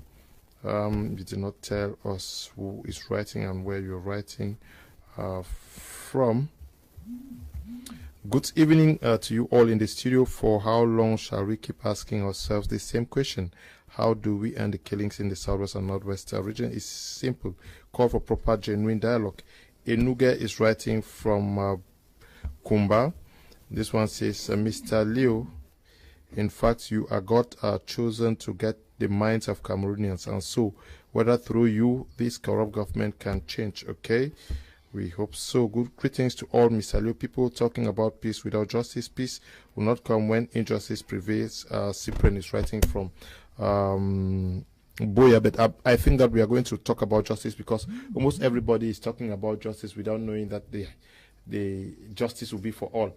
Now, you've heard what we have talked about on what you guys should be doing as politicians. Your party now, the national president, I'm sure his last release ended with a call for people to register massively for presidential elections. But I raised the issue of a coalition. Why is the CRM not also concerned that they should lobby all political parties so that they will have a greater strength to pressure for an end to the killings? Yeah, I think talking of coalition in this country presently, it will be actually difficult. We all know that. Reason being, you have some political parties presently that are branched to CPDM. And it becomes so difficult for such much-room parties to accept going in for coalition for no reason, knowing very well how they do in order to be there. I don't think we need to be pointing fingers, but we all know it. But then some of these few parties of which in reality we have been counting on these parties, like for instance SDF at the end, of which presently you and I, we know the national president of SDF is actually on exile. The name of he's not feeling fine. We know he have been by the time he was in, these guys were at every given moment picking him to go keep. When we talk of the position of politicians as far as this Anglophone crisis is concerned, one thing for sure, I just think it is of no importance presently to now start looking and stressing our hands where there is no problem actually. The problem of Anglophone crisis presently had to do with the government in place and the head of state who have been declaring war instead of seeking for peace. And equally, you look at what is happening presently in Southwest, whereby the mayor, who is whereby the predecessor, he came in and not even looking how the predecessor left. He is forcing people to come open and, forcing them to sign a document that they must open. If not, they have to pay a sum of 25,000. Is it for instance, if I'm renting your house and paying my bills, where is what we call human right? You have Are you talking about what politicians are supposed to be doing now to stop the killings? Or you are talking about when we talk of politicians, I'm struggling to make us understand that we should not allow where the problem is. No, tell me what the CRM. Tell me what the CRM should do. Presently, they have nothing to do. Yeah, presently the ideology of CRM we are preaching, and we know Cameroon is actually one and indivisible. When I say we never went in for elections, reason being, we did not see the reasons why we should go in knowing very well that part of the country will not be going in for elections. But now, somebody talked of 2000 at the peak of the crisis, of which we went in for presidential elections. At this particular point, most of you get on most of the platform plateaus, you hear us talking of 2018, etc. We should not confuse in between municipal elections that had to do with the local, of our locality, the local areas, and we talk of presidential election. And for you to have a voice and say something loud, you need to go in, and why not become the president of this nation? And I'm just struggling to define the two elections. He went in at that particular point, at that moment. If you look at the crisis at that particular time, it was not same as that of the municipal elections. I'm sure 2018 was hotter, except when I talk of hotter, when we talk of hotter, excuse, something at the beginning, it is very difficult to control. Reason being, at the beginning you don't really know actually, because this issue started with lawyers, moved to teachers, etc., before now becoming this issue of Amber, the names that we are getting. I'm sure, except Mr. Akumanga. Yeah. I am a journalist. I'll tell you that I covered the 2018 elections, and I observed what happened during the municipal and parliamentary elections. I tell you, 2018, you could not dare go out. Yes. I don't know whether we're on the same page here. We are on the same page, but you're not getting me well. I said, at the peak of this crisis, it was difficult to define actually what was the problem of the Anglophones. Reason being, I said they started by lawyers who went on street and they flogged them. You get it? Of which those lawyers was not actually for Anglophone problems. Let us make things clear. Later on, we got teachers who also went in and they were caught and locked. The lawyers were not for the Anglophone problem? They were not. They had the issue of common law. They were not for Anglophone problem. It was an issue of common law. What is the Anglophone problem? No, the Anglophone problem today, they are like asking that the cake, the national cake, should be shared. For instance, why is it that the president of the nation must be a francophone? And many others. Yeah, Dr. Nick, I don't know. Whether I mean, just argue this one out amongst yourself and leave me out. I'm going to discuss peace. I want enough time to discuss peace, justice. Maybe let me just come in. He was talking about 2018 that he doesn't know at that point. They didn't know where the Anglophones were.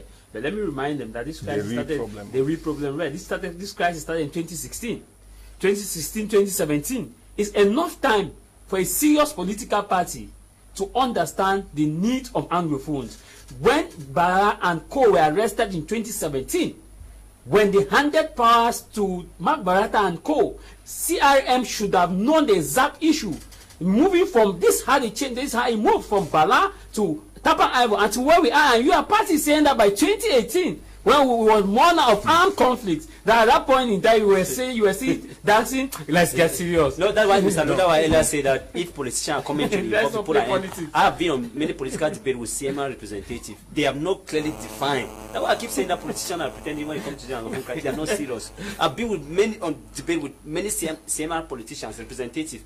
They keep saying that no, okay, here Ella just put the argument and say that 2018 was presidential election, 2019 they are not informing them. Why is it that so Mr. Lawyer, a journalist, we want to cover Anglophone crisis from 2016, 2017, 2018. What was 2018? You could not dare go to the region because they will see that you are going in for campaign. But unfortunately, the candidate, Maurice came to the flag bearer of saying he stood for presidential election 2018. And then when he lost the 2018 presidential election, 2019, now he came and said, no, he's not going in because of Anglophone crisis. That's why I keep saying that people of Northwest, they are confused with politicians. Because politicians are not clear. They don't want politicians, because they don't clearly understand. Anglophones want somebody who put an end to the crisis. Politicians will tell you good morning today, and then they tell you that they are confusing the population. So but we've. You are more confused. I want us to be clear on something. We have been following the CRM. Recently, we have been following Cabral Libi. Recently, we have followed, I'm sure, Nijon Frundi made an outing on Mimi Mefo and SCBC. No, Mimi Mefo, yes, SCBC, and recently on Afrique Media. I'm sure his position, even when the ambassador took him, has not changed. Seemingly, I'm shocked. No, the position has not changed. I think I really respect him a lot, and I admire him. I admire his courage, and I have learned a lot from him. And you know, sometimes for personal reasons, some people try to ridicule him and make fun out of him. That's not the right thing to do of someone like that, and he needs to be respected. Did you follow his outing recently? Yeah, I followed the outing. I want to say this, that like as he was in those days, as he's now, and so shall it be with Fundi. Yeah, he's firm, his position is clear, and he is equally clear as far as right abuses are concerned at the level of the non-state armed groups. He tells them to their face. Yes. And he's not someone that mixes his word. I think he's not much of a politician when it comes to Anglophone crisis. When it comes to Anglophone crisis, he's more of an Anglophone and who wants an end to the solution. But when it comes to politics, he plays politics differently. Sadly, when we see other politicians who are more of Anglophone, but they're being more of politicians than Anglophones, and they have problems faced within their community. So to me, all politicians, Anglophone politicians, need to keep aside their political differences and be honest with themselves. Fundi has been honest from day one. People laugh at him. People look at the people who laughed at him from the beginning. Where are they now? It was like a Mark Barata and Co were laughing, he's doing this, he's doing that. Today they cannot speak.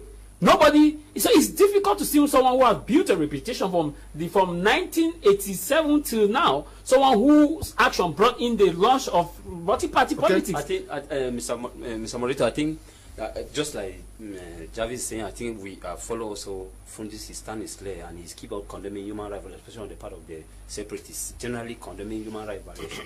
But I think, Mr. Morito, we were not only diverting to based on politicians. I think Doctor have also made a mention related to the government responsibility. I asked a question already. What yes. government should be doing? I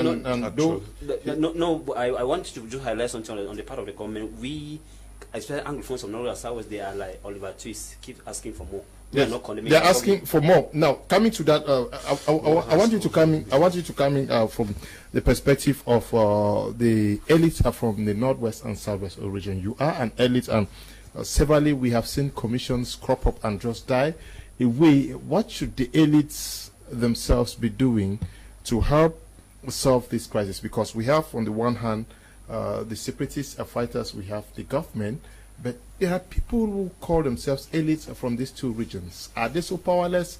Why are they elites if they have nothing to do or to say? They have no power to wield over the people. The concept of elite is a great thing, but it has been misused, and it's very unfortunate that, you know, if you have to be a genuine elite, you must be guided by truth, you must be guided by love. But if you are an elite by virtue of an appointment, you are an elite by virtue of the fact that you work for the government, or you are an elite by virtue of the fact that you have a lot of money, but if you are not guided by truth and love, then when it comes to tough issues, you will not be able to take a reasonable stand, because at those moments your stomach tends to dictate more than your head. Well, I think, let me just ask that. No. Okay. You cannot be talking for Doc to yeah. Now, what should the international instruments do today to stop the killings? You think they should put more pressure, or people should not count on them? Like Jarvis was trying to explain, when you go to school, you go from class 1 to 2 to 3. When you have a problem, when you have a problem that can be solved in class 2, you solve it there. But when a problem cannot be solved at the level at which it was created, you take it to the next class. And so things have been going from class 1 to class 2 to class 3. And Jarvis was saying that by the time it reaches class 6, something drastic is going to happen.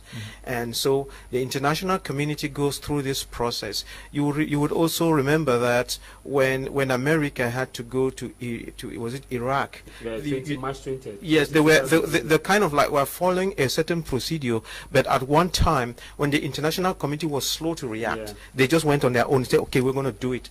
So if that process is not just for Cameroon, it's kind of like it's standard operating procedure for the whole world. It's like when you go to the Catholic Church and there's a procedure for prayers. You know, you don't just keep and give Holy Communion. That's exactly the kind of thing we are talking about. So we should continue what we are doing, continue to educate people, and make everyone else realize that when you're hurting another person, is going to come back to you. I think that is what is going to frighten people most. The fact when you realize that you are not going to just get away with it as you thought, especially those guys in the diaspora. When I'm talking, watch me. You are not going to get away with it like that. It's going to come back to you. You can be very certain about it. And when that time reaches, don't cry. Okay. Yes. Mr. Morita, I wanted to add something to the issue of elite. I think elite of Northwest and Southwest, what their action is based back to what we're talking related to the influence of politics. They cannot act beyond their political lines or their political ideologies. Are you saying that elite? You are talking about the political elite, eh? That's what I'm saying. That you know, that's what we came back with. We started by talking about politicians, different political parties understand related to Anglophone crisis. That's why I keep saying that elite of North. Because I had a program in Boya when I ended, I had to meet one elite, which I will not mention the name for, but I was surprised with elite discovering me. I went, no, why is that you cannot say like? When I asked them about why you can't, they say no, my hands are tight. So I discovered that they act based on they had the political line on their political line.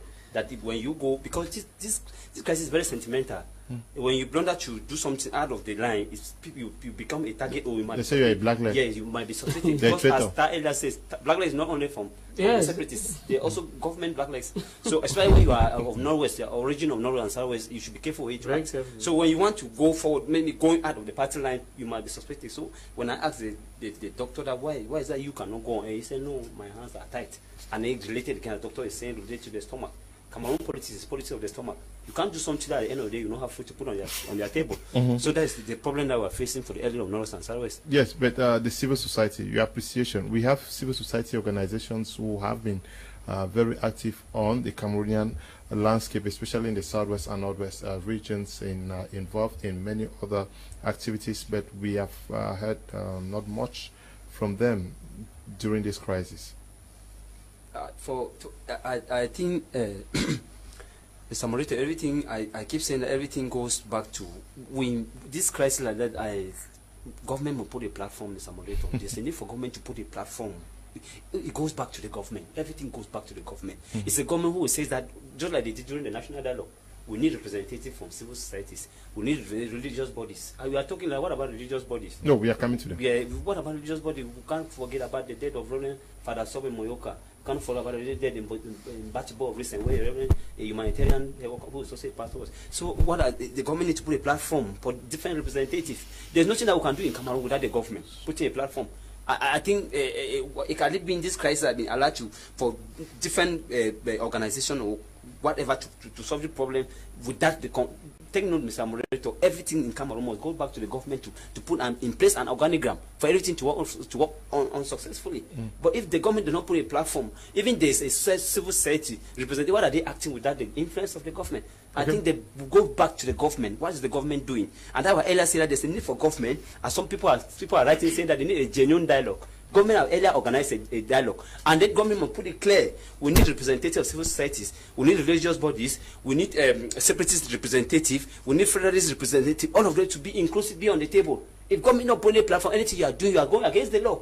You cannot do even peaceful demonstration in Cameroon without seeking authority from the government. Maybe marriage, so, as we saw in I've heard about marriage. So what I'm saying is that everything goes back to the government, and I keep saying that the people of Northwest and Southwest are like Oliver Twist.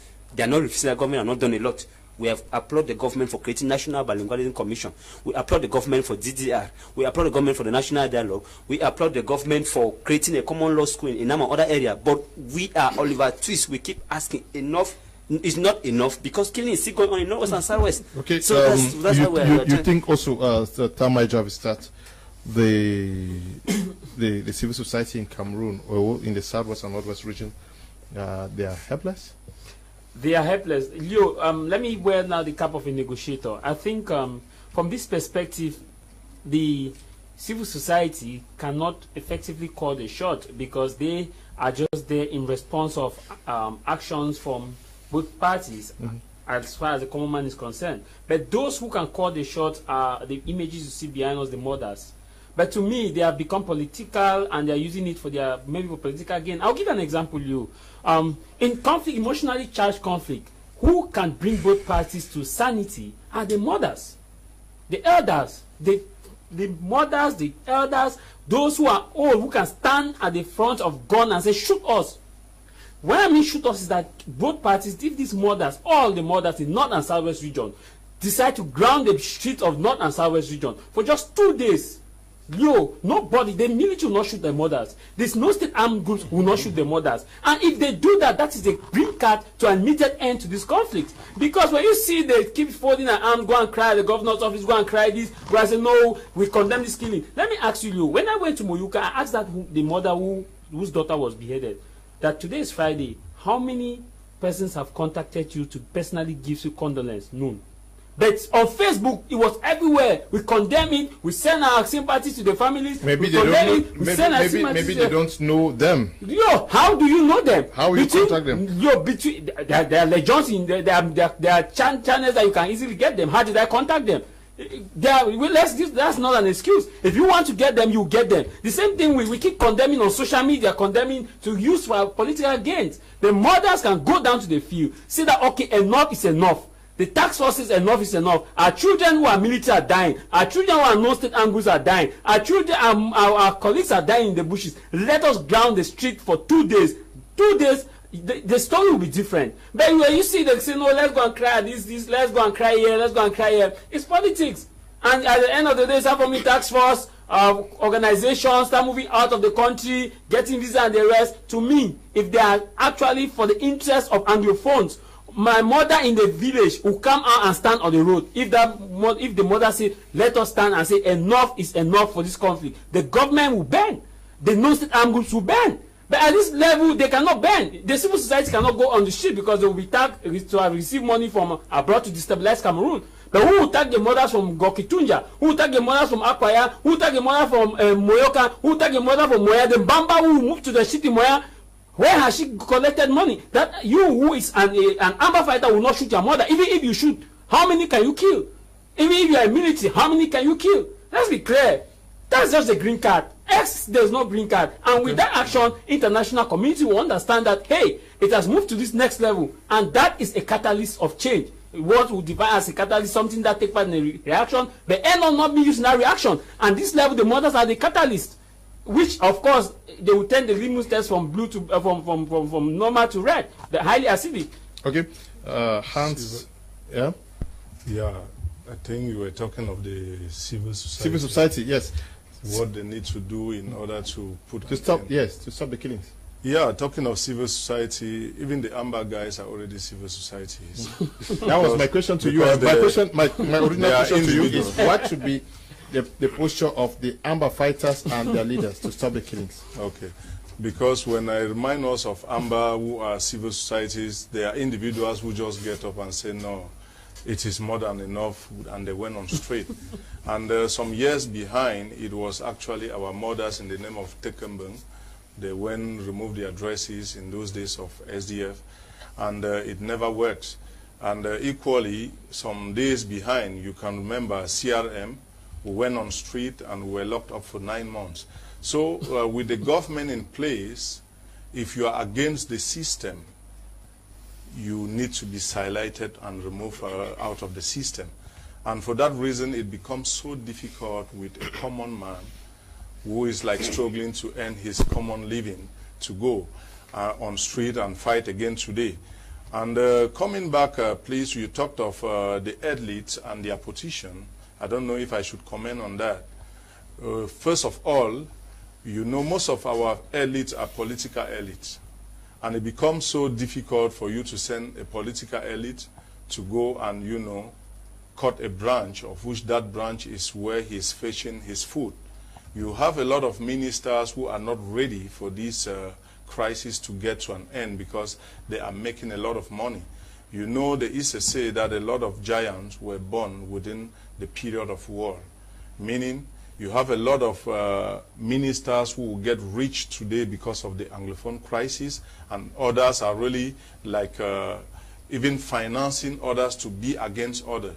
Somebody talked of blacklegs, a minister or an individual because of his position, just show somebody go kill. You know, a lot of guys have been using these Amber guys now to settle scores. And it becomes so difficult in order to like talk of civil society going in. And please, if you, a young guy today, you want your mother have done a lot to bring you on earth, and today you still need that common mother to go stand in front of a bullet that shoot, of which you go keep yourself hide and you think that the mom should go. I think one thing for sure, I think it is right time the Francophones should stop playing the blame game because they keep on blaming the Anglophones and they are not in support with us. What did I mean?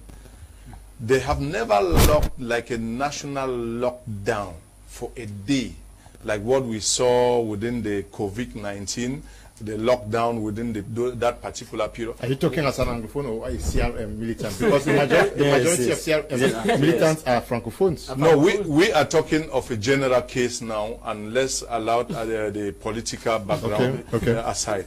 I'm equally talking as an Anglophone now, because one thing for sure, if we keep on pointing the act of CRM, we should not forget that SDF refused getting in for that election, and 9 minutes they went in. So if we really want to get to that, it will be very, very difficult to bring it out. What I'm like talking as an Anglophone here is this. The Francophones are not our brothers. They are not with us. In other words, I can say they are against us. Why am I using this word?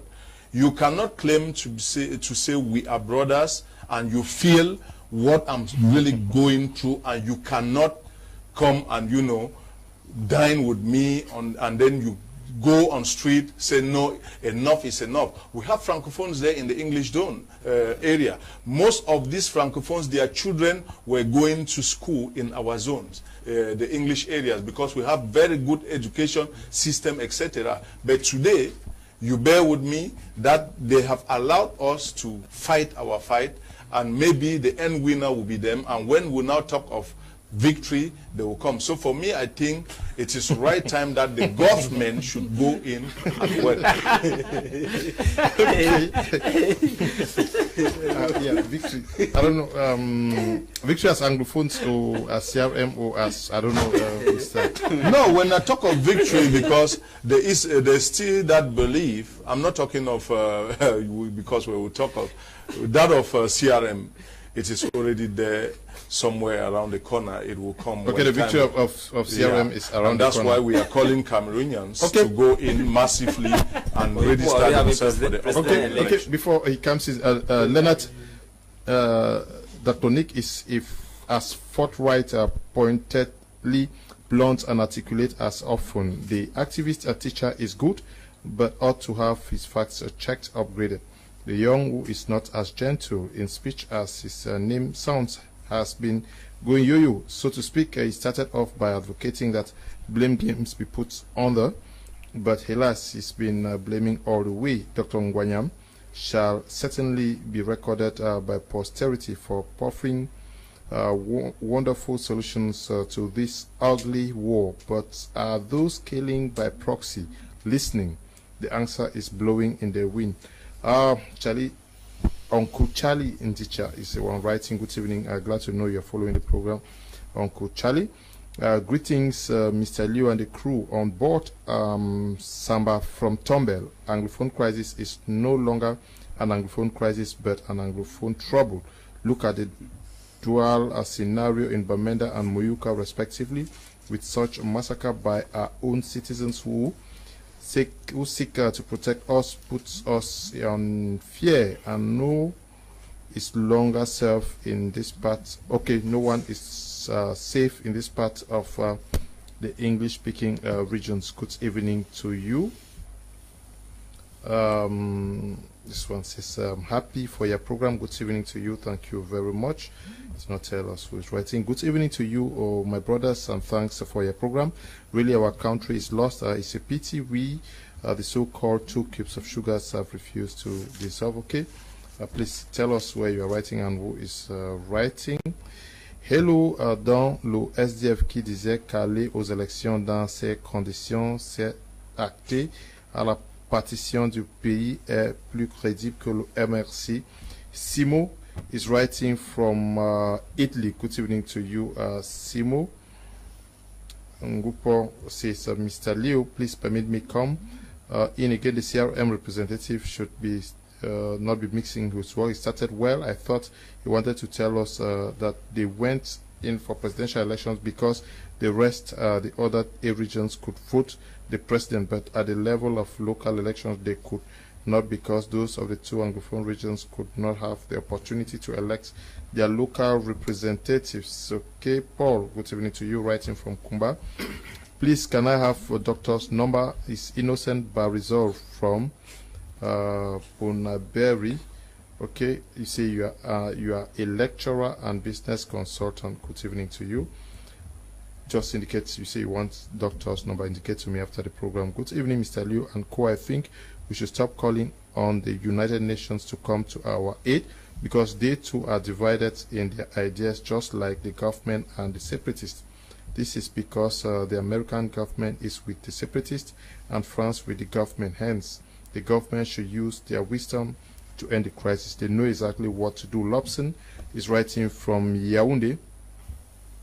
Good evening to you, Mr. Kum. I think the correct way to cope this crisis is to give way to a third party, because the government and the Amber won't stop from pointing fingers at each other. Juvet is writing from Moliko. Mr. Leo, good evening to you and you people on the panel. I enjoy your program, but one thing I want to ask these politicians in the Northwest and Southwest is that did they listen to the discussions President Biya had with Mo Ibrahim in France? Okay. Good evening, Mr. Leo and panelists. The war can end when the government officials start telling the truth about the crisis, and government should stop playing international diplomacy of diverting attention. Rini is writing from Bonaberry. Let's look at what the church should do at this juncture, Dr. Nick. What should the church do?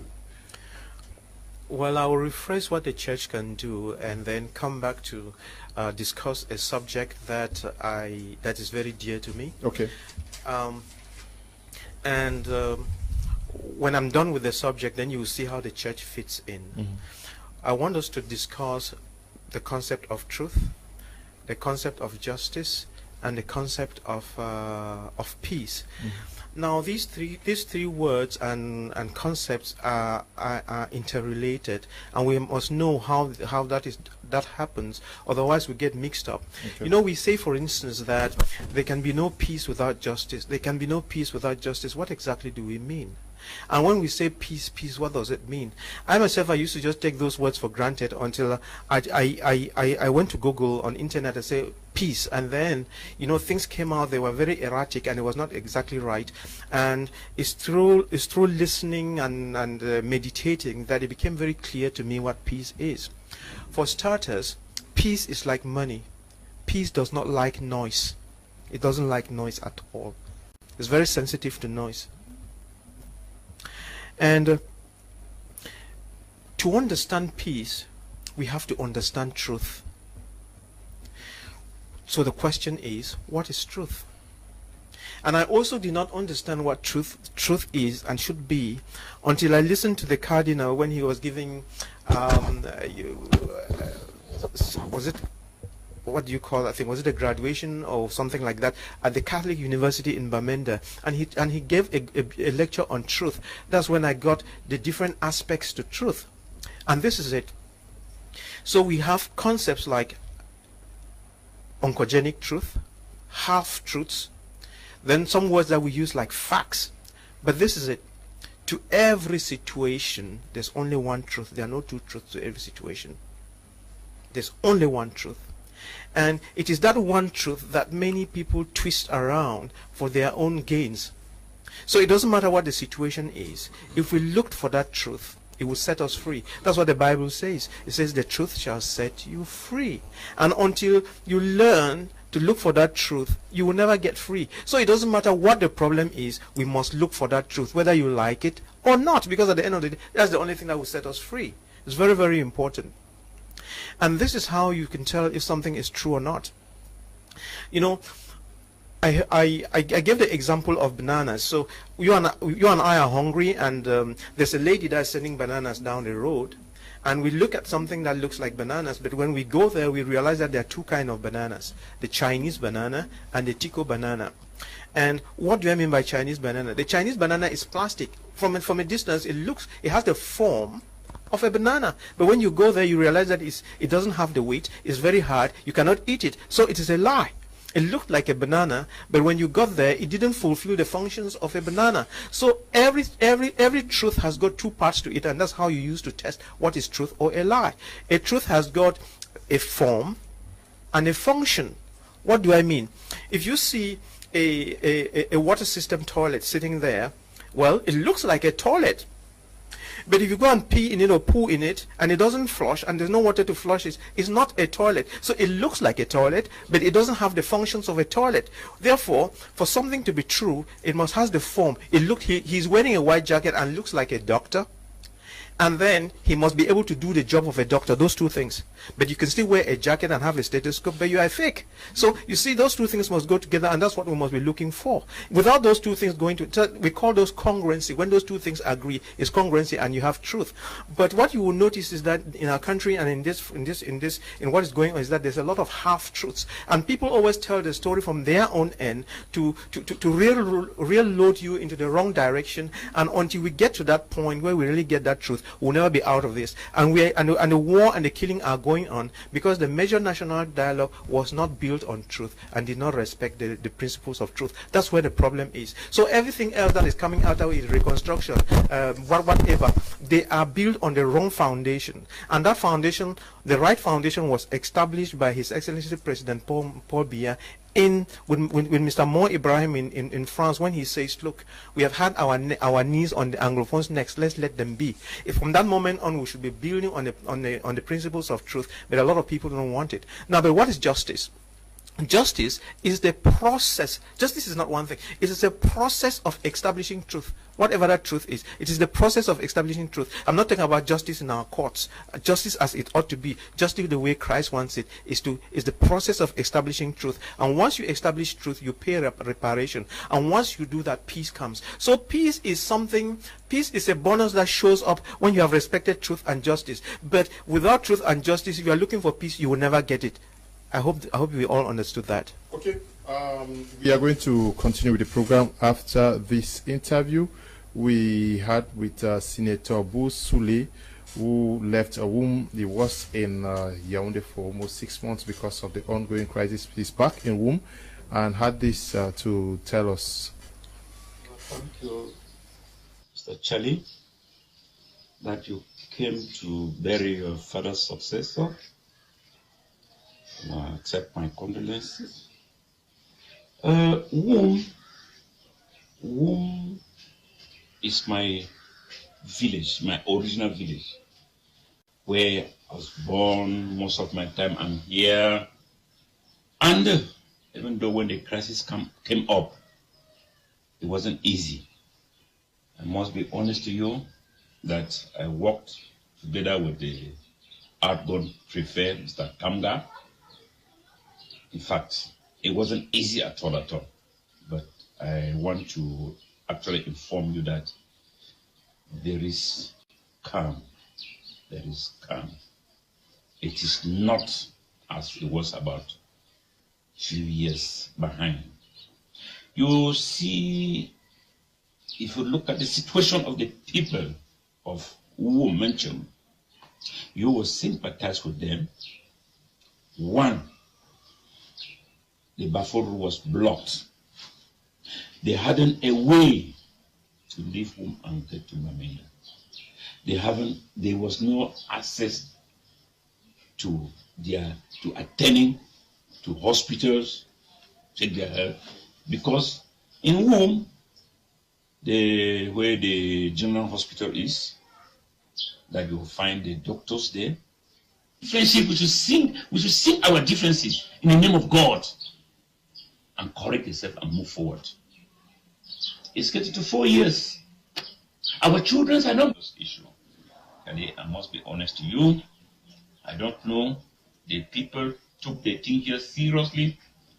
And you know, some of the issues when they happen and people don't see that it has affected this person.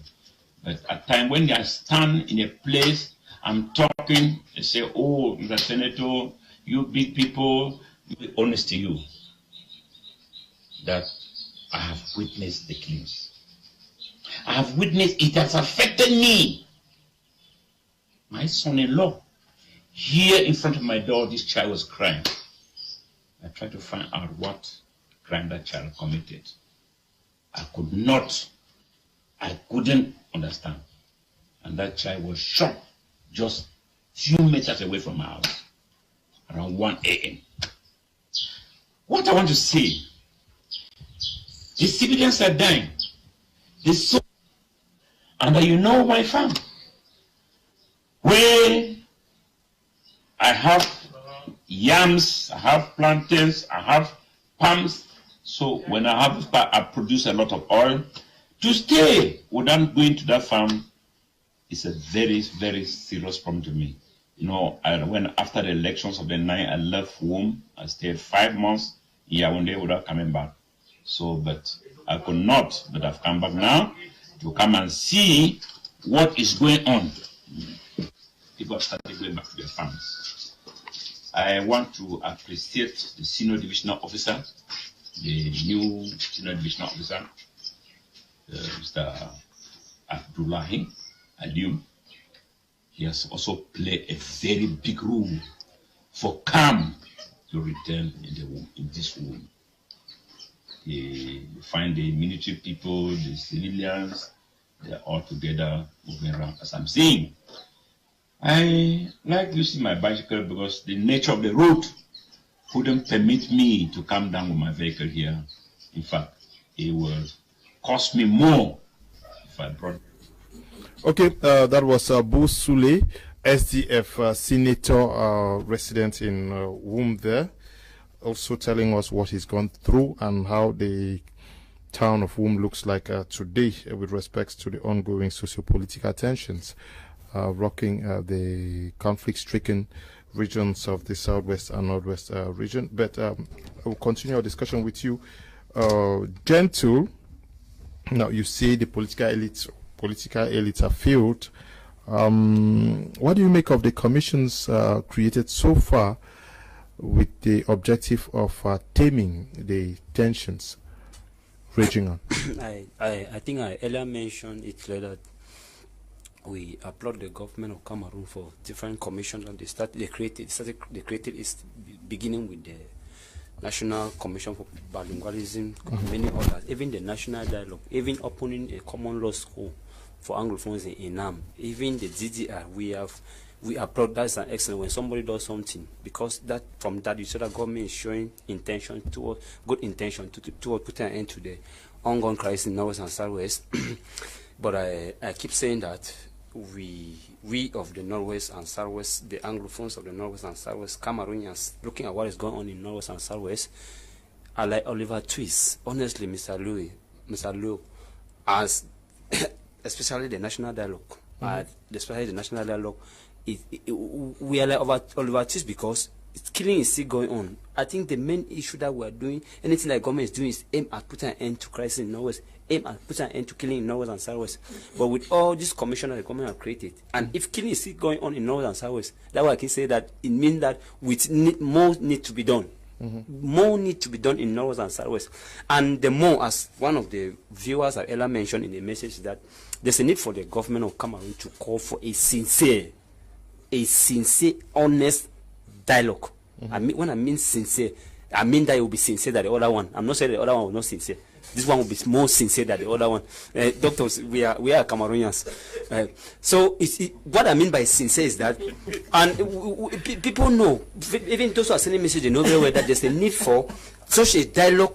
It should be sincere with all the representatives on the table. Separatist representatives. I keep saying that separatists are Cameroonians. Politicians, religious bodies, the church, civil society representative. Mr. Moderator, you have seen with the work of, you see what the Northwest, Southwest women task for. They are crying that the Anglophone crises are not for. We hear there's going to be a manifestation tomorrow at Bongo Square in Boya.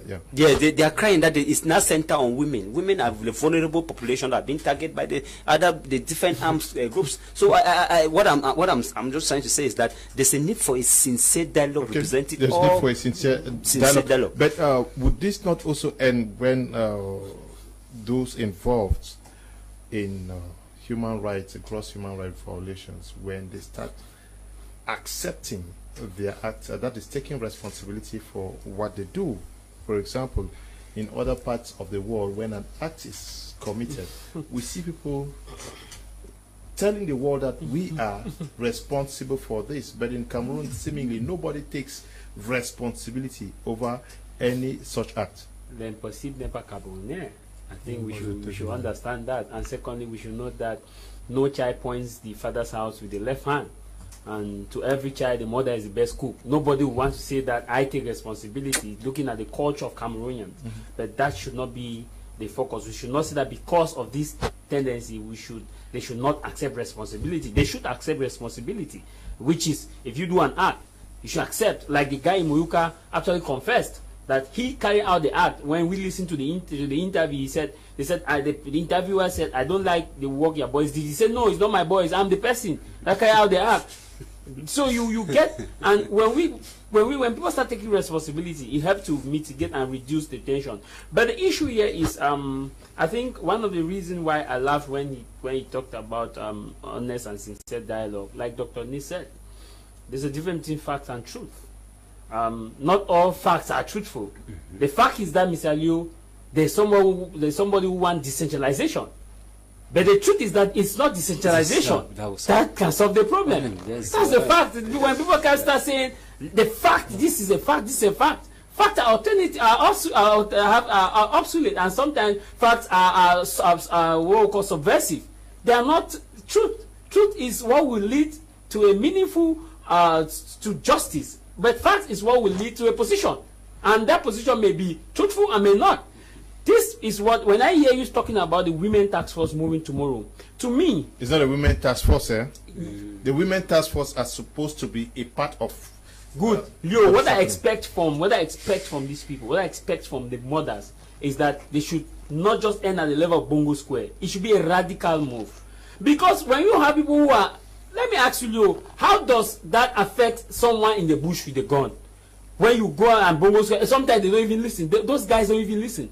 But what they will listen is when it's spontaneous, when it's not only Bongo Square, when you have people, women in Moya, you have women in Bamenda, you have women everywhere. Women inundate the street, with peace plans chanting that enough is enough. And the religious leaders join the movement and say, okay, we stand in front of the women and say, oh, enough is enough. Our children are dying. Both the military and this are dying. It is time to meet us is so-called sincere, because there will never be sincere dialogue in Cameroon with this regime, with the BIA-led government. That's the truth. But how can we get them to sincerity? Is when the mothers take the front row. Yes. He said, I should not expect the mothers who my mother will give birth to me to come and stand and defend. No, my mother remained my mother, and she remained my mother in defending me. Because whether we like it or not, if I die, my mother will cry.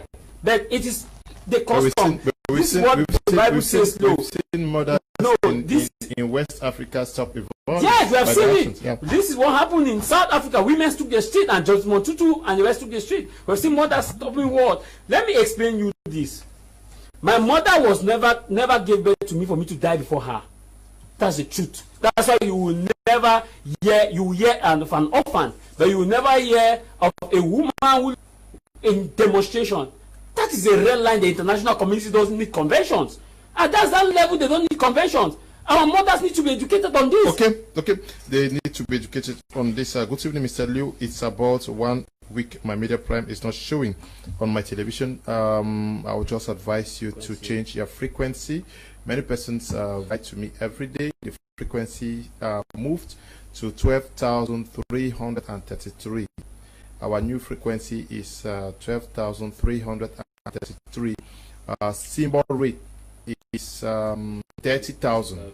Our symbol rate now is 30,000. Polarity is vertical.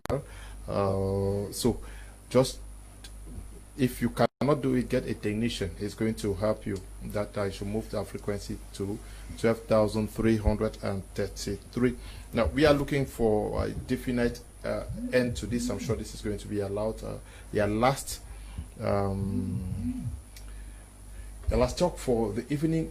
What should be a definite way out of the killings? Yeah, I think you talked of the commissions that were created regarding this crisis. I don't think we just go on creating commissions without doing findings to really know what is happening on ground before we create commissions. Meaning, at the end of the day, you create commissions of no importance. And I heard one of our speakers talking of appreciating the head of state for creating commission. The problem is not creating commission and putting people there to eat the state budget for no importance, but creating commissions that will really need and to do some changes, and that will bring changes. Hadn't be this commission was of good help for us, in reality, we wouldn't have been talking of the crisis today like it was from the genesis. So I think as of this moment, the way forward in reality is to make Cameroonians to know the truth. And actually, you will never hide your identity. If you hide identity, I don't think you will take that of another person to move with freely. So the southern Cameroonians actually are struggling to know their identity, but then the stakeholders are not ready for these people to know actually their right identity, and that is where the problem lies. And presently today, as they are struggling to go in for re-dialogue, meaning the previous one actually was not actually a dialogue, it was a drama, because we saw guys, and one thing for sure, they are asking the guys who are fighting on ground to drop their arms, and now they will take them into services and give them employment. But one thing for sure, we all discover a case whereby an individual get up and say it was within the installation of one senior divisional officer. He said he have dropped down his arms. He was an amber, and the next day they met him dead. So one thing for sure is they should assure the people, like what I said last time when the mayor was actually asking people to open their shops on Monday. You need to also assure them that these people are creditors to bank. You don't know where they took their capital, they got their capital. If they burn their shops, you need to assure them that as you are forcing them to do these things, tomorrow you will like also. But are you also saying, are you also telling the people who are asking them not to open that, keeping them closed, they still need to raise money to pay the bank loans? The problem here is those people, we are talking of ghosts. Who are the people asking them to stop activities? Are you saying, that is where the problem lies. Are you saying you don't know who is asking them to For real, I don't know who is asking. Maybe you can enlighten us better. But you were designing fake ambas. You said there are no fake ambas. There are nothing. Yes, a way out. Yes, the way out of this crisis, what we should be doing. We need to work on principles. If you don't work on principles, nothing works. Okay. You must work on principles, and principles in themselves are truths. Now, for starters, my brother gently said the government had done a lot of things. You know, if you are counting, okay, looks like it, but to understand the weight of the things, you need to understand the concept of Parota's rule, the 80-20 rule. The government has to do only one thing, just one, not 20, not 30, not 100. Do one thing that will solve 80% of the Anglophone problem. That's the point.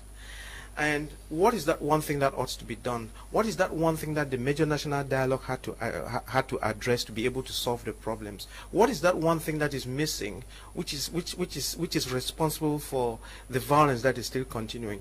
It is the form of state. That form of state, if we deal with the form of state and solve the problem of the form of state, many things would happen. And what is the form of state that I'm recommending to solve this problem?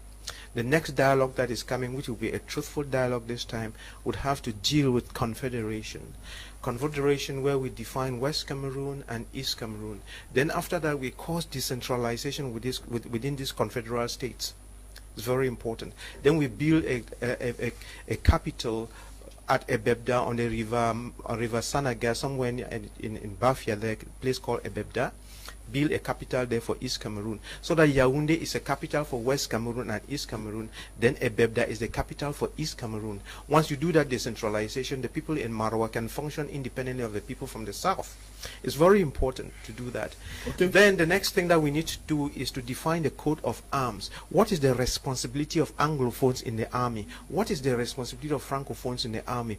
Why can the two languages not be used in the army? We need to do these things. Then he was praising the thing of bilingualism. I'm telling you, bilingualism is just draining money for nothing. And we can do a check. They are not useful. Bilingualism is not useful. Senate is not useful. What's the other thing? Economic and Social Council is not useful. And then we need to restructure ENAM. We need to do these things. Thank you. Okay. Way out. Yes, Mr. Moreto, I think I will come back to issue way out. We'll talk about a sincere dialogue. I keep saying that I have my stand. I don't know this, sincere dialogue. A sincere dialogue whereby the form of state will be discussed. Just like doctor is talking about confederation, I'm a federalist. And a form of state will be discussed based on, for me, I based on two-state federation, former West Cameroon and former East Cameroon, to follow a colonial heritage. We are not the one who partitioned Cameroon in February 1916. It was the colonial master Britain who partitioned Cameroon in February 1916. So I stand that a sincere dialogue, form of the state, federation, most advanced country in the world practice federation. Federation is not a crime. Federation will not divide Cameroon. A two-state federation whereby former West Cameroon will maintain and former East Cameroon will maintain will go ahead. Mr. Lowe, I think one of the number one political reasons why I just decided to change Cameroon from federal to unitary in 1972. One of the number one political reasons that influenced Aejo to change Cameroon from federal to unitary in 1972 was to prevent West Cameroon from breaking away or secessing. He now changed Cameroon federal to unitary. If Cameroon is today under unitary or under one Cameroon, and people of North and South are still advocating for secession, it means that there's the need, because I've had political program where somebody start on platform and say we cannot go back to two-state federation, we cannot eat something and vomit it back. It does not make sense. We can go back to that two-state federation and look at the weaknesses of the two-state federation and address it. I think it's very clear. Aejo advocated by saying that in the 1960s, Aejo discovered that most federated country in the world, like Congo, who were practicing federation, a state in Congo, now Katanga, wanted to break away under a man called Moise Chombe. Yeah. That fighting Aejo. Again, in 1967 in Nigeria, the Nigerian of Eastern region, under what is formerly known as the state of Biafra, under Emeka Ojukwu, wanted to break away. And Nigeria is closer to people of Northwest and Southwest. Because of that, I just fear that if Cameroon is under federation, the people of Northwest and Southwest will one day copy from Nigeria and Congo to break away. And that influenced to change Cameroon from federal to unitary in 1972. But now, if we are under unitary from 1972, even to present, and people of Northwest and Southwest are still advocating to break away, it means that we should go back to the two-state federation and respect the bicultural, the colonial heritage. Okay, I think Cameroon will remain one under federation. There's no proliferation and no secession. We are.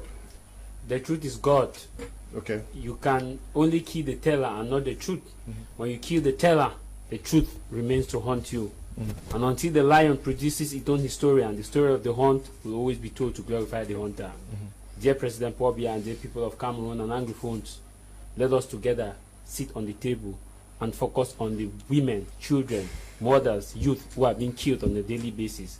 Unity, strength, and let us keep aside our egoism and look for mutual dialogue and concessions for the common child who should have been president of Cameroon.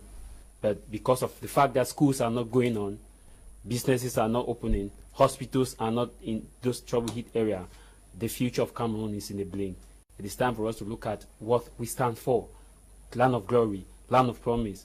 Regardless of the two songs, they have glory. Let us stand for glory. Let us stand for glory. Tomorrow, 7 p.m., we are going to be discussing this call by Professor Dieudonné Issoumba, who is saying that the sure way out of this crisis is a confederation for Cameroon.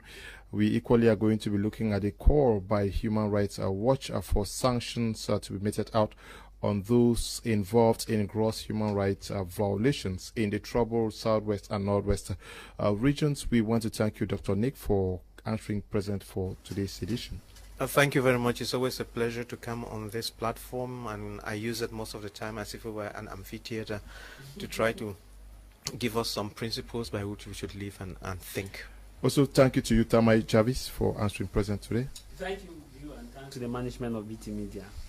And to you, Mr. Nji, thank you for coming. Yeah, thank you. It's a pleasure coming. Also, thank you to you, Gentle, all the way from Boya. Thanks very much, Mr. Moderator. And I wish that you should invite me to be here again tomorrow before going back. I wish you should invite me so that I will learn a lot from my doctor and many other learning colleagues. I don't know whether doctor is going to be there, but doctor, since we are talking confederation, yes, as proposed by Mr. Professor Dieudonné Issoumba, who is coming before doctor. He's coming after doctor. Yes, because he is talking about what you have. That's correct. So I think I don't know whether you are going to be there tomorrow. Yeah, I didn't. If our listeners are not too bored seeing me, I would like to come because actually I'm the master of confederation.